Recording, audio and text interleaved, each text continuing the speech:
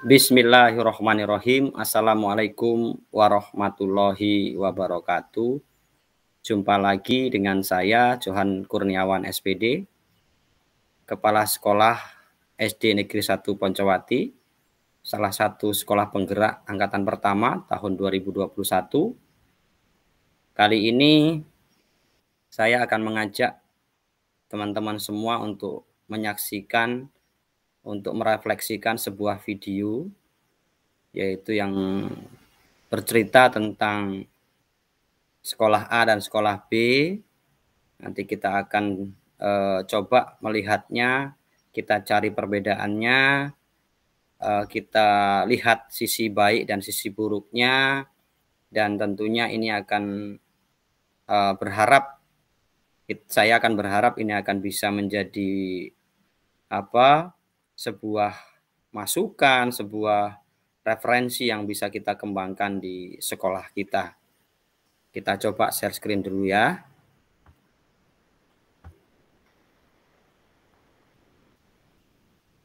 Sebentar. Ya.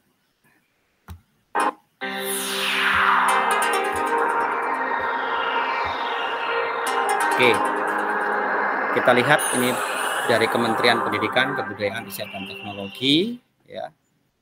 Video ini pertama kali dikembangkan untuk program pendidikan guru penggerak, sekarang masuk ke program sekolah penggerak.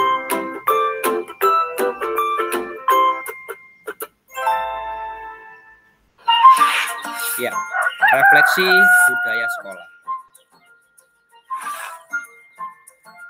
Halo, Bapak Ibu. Video ini akan menampilkan dua sekolah dengan budaya sekolah yang berbeda. Perhatikan perilaku guru dan murid di kedua sekolah tersebut.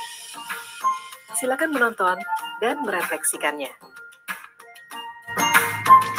Pagi anak-anak, besok sekolah kita akan mengadakan lomba kebersihan. Kita harus jadi juaranya ya. Besok kalian harus membawa semua alat kebersihan. Paham anak-anak? Paham, Bu. Aku duluan yang pegang sapunya. Aku yang pakai dong berarti. Aku kan juga mau pakai supaya dapat pujian Bu Guru. Baik, Anda telah menyaksikan video budaya sekolah di sekolah A. Nah, sekarang Anda akan mengamati bagaimana budaya sekolah B. Amati perilaku guru dan murid di sekolah B. Selamat menyaksikan. Selamat pagi anak-anak. Agenda belajar kita pagi ini, kita akan keliling sekolah. Tugas kalian adalah mengamati kebersihan lingkungan di sekolah kita ya. Nanti sampaikan satu persatu di kelas.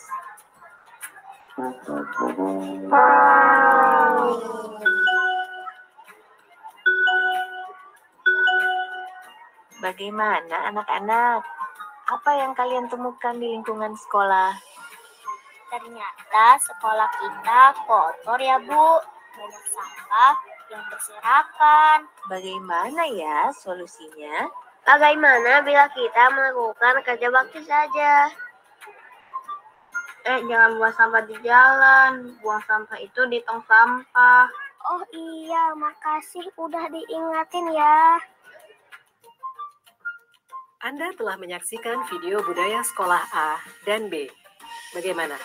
Apa yang Anda rasakan dan pikirkan dari kedua video tersebut? Perilaku guru dan murid seperti apa yang Anda tangkap dari kedua budaya sekolah? Mari kita refleksikan di aktivitas berikutnya.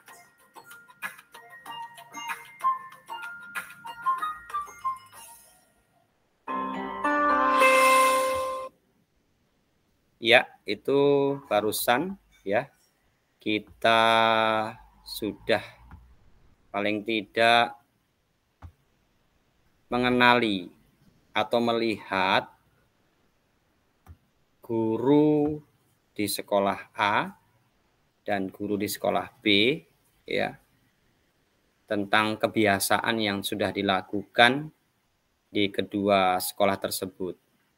Di sekolah tersebut tentunya ada perbedaan yang sangat mencolok yang bisa menjadikan gambaran kepada kita semuanya untuk melakukan paling tidak sebuah terobosan atau perubahan-perubahan di sekolah.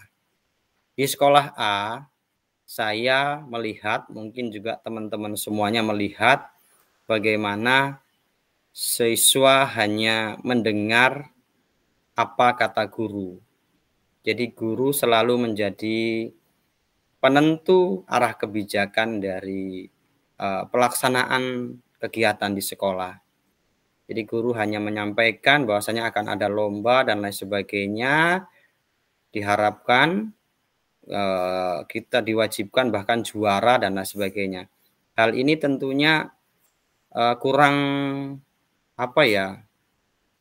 materi pembelajarannya atau cara memberikan pembelajaran kepada siswa itu kurang berpusat pada siswa. Jadi lebih berpusat pada guru yang akhirnya hanya apa kata guru yang menimbulkan anak kurang kreatif, bahkan anak berpikirnya bagaimana kalau saya menyapu itu biar dipuji sama ibu guru atau bapak guru atau seperti itu. Hal-hal itu terjadi ketika memang anak tidak bekerja atau tidak berkarya atas inisiatifnya, atas karyanya, atas ketulusan dari hatinya. Nah, jadi di kelas A tadi hal-hal yang saya tangkap itu. Tentunya ini akan menjadi sebuah hal yang buruk ketika ini diteruskan. Sedangkan di kelas B, di sekolah B, seorang guru memberikan stimulus ya, rangsangan kepada anak-anak, memberikan paling tidak clue, bahasanya kita mensurvei lingkungan gitu kan, menilai lingkungan sekolah kita seperti apa dengan antusias karena anak-anak merasa dilibatkan dalam pemanfaatan atau diskusi atau paling tidak pembahasan itu, maka anak-anak tentunya punya inisiasi atau paling tidak kreatif mereka terbangun. Contoh tadi, bapak atau ibu guru tidak menjelaskan kelas kita itu kotor loh, atau kita itu perlu bersih-bersih loh, atau besok itu kita bawa sapu loh, atau kita mau lomba loh gitu. Tapi lebih kepada ayo anak-anak kita mengajak, guru tersebut mengajak, ayo anak-anak kita melihat lingkungan sekitar sekolah kita. Terus guru memberikan sebuah pertanyaan paling tidak yang merangsang siswa itu untuk kreatif, untuk mengeluarkan jawaban-jawaban dari pemikirannya atau dari apa yang dia lihat. Contoh tadi ya, ternyata sekolah kita kotor ya Bu gitu. Dari penglihatan mereka langsung bisa menilai bahwasanya sekolah kita itu kotor gitu. Nah, terus setelah sekolah itu kotor, ibu guru juga yang ada di kelas A, sekolah B tadi tidak langsung, oh iya kotor berarti kita besok harus gotong royong dan lain sebagainya. Tapi ternyata beliau masih melemparkan ide itu kepada anak-anak. Yang akhirnya anak-anak menemukan ide yang bagus, yaitu melakukan gotong royong atau bersih-bersih bersama gitu kan. Nah, itu sebuah hal yang timbul dari pola pikir anak yang masih memang kita arahkan segala sesuatunya bermuara kepada anak.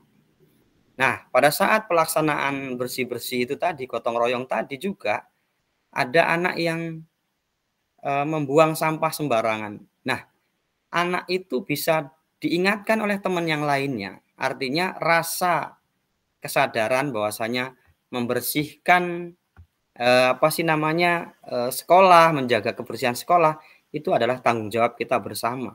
Bahkan mereka mampu mengedukasi teman-teman yang lain bahwasanya membuang sampah itu ya harus di tempat sampah yang sudah disiapkan, yang sudah ditentukan gitu, bukan asal membuangnya.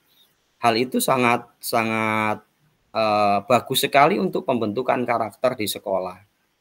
Dan ini sebenarnya bisa kita wujudkan ya. Bisa kita wujudkan tanpa kita harus memaksakan anak harus belajar nyapu, kamu harus nyapu, harus ini dan lain sebagainya. tapi dengan sedikit sentilan-sentilan kecil, sedikit ajakan-ajakan dari gurunya, mungkin bisa jadi ya kita kasih reward dan lain sebagainya, seorang siswa akan lebih kreatif, lebih punya inisiatif untuk melakukan sesuatu gitu ya. Nah, ini luar biasa.